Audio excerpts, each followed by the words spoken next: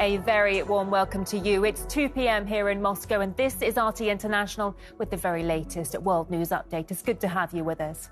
Well, big news emerging today. Hamas is reportedly stating that a possible deal with Israel on a truce that would include the release of more than 200 hostages could be in sight. That's despite the ongoing IDF assault on Gaza. Well, let's get the latest on this from our journalists across the region. We've got Mansour Shoman in Gaza, Nick Kolyohin in Israel, Shahira Amin in the Egyptian capital Cairo, and Mohammed Najib in the West Bank city of Ramallah. The latest from Israel now, and cross to our correspondent there, Nick Kolyohin. Nick, Israel has not yet commented on the proposed swap deal, but public discontent has been mounting over the government's failure to return those hostages. What's the latest on that?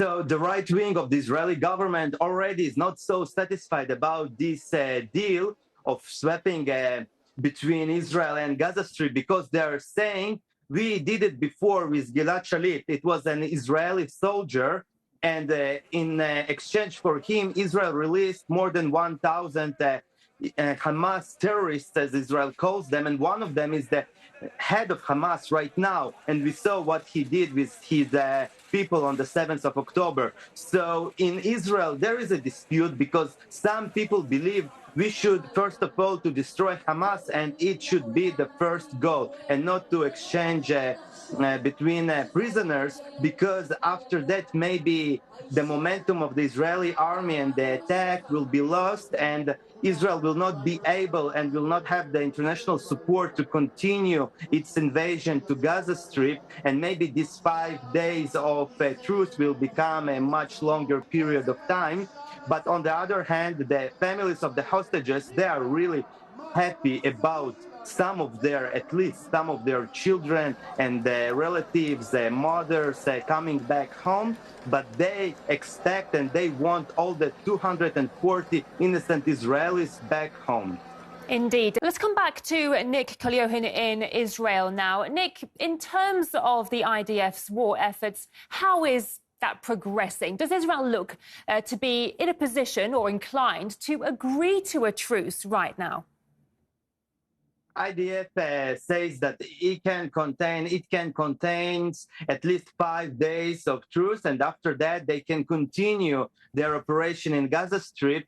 But it's not sure that they will have all the political support and international support to do so. So now they are doing their best, and they are trying to destroy as much as possible of the Hamas infrastructure, especially the tunnels under the hospitals and all the other facilities that Israel believes that Hamas is having a control under the ground, the command controls there. So they want to destroy as much as possible of this infrastructure, and also to eliminate and to kill as much as possible of the terrorists and of the heads of Hamas. But I'm not sure that the Israeli army will have all this support after the truce, and I'm not sure that they will be given the permission to do the same at the south of Gaza, what they did in the north of Gaza. So probably it will be more a special operation ops in the future.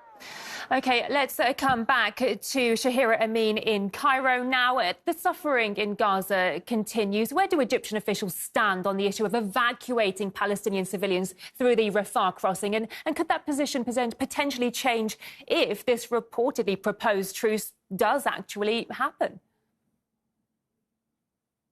Well, there is a divide between the people. This very concile, but there is are saying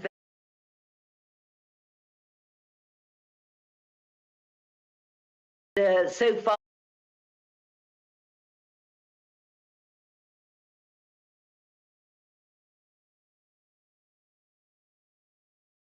Arab world. Indeed. Well, let's thank you for that. Let's cross back to Gaza now and to Mansour Shoman for an update. Mansour, what do you know?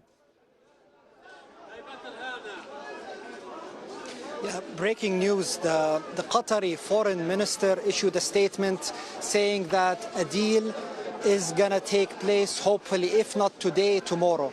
Qatar is the arbitrator. They are the middleman between the Palestinians and the Israelis in this conflict, in the negotiation of this first ceasefire. The foreign ministry just issued a statement saying that a deal is imminent. It's going to be announced either today or tomorrow. So hopefully this is a positive news for all sides.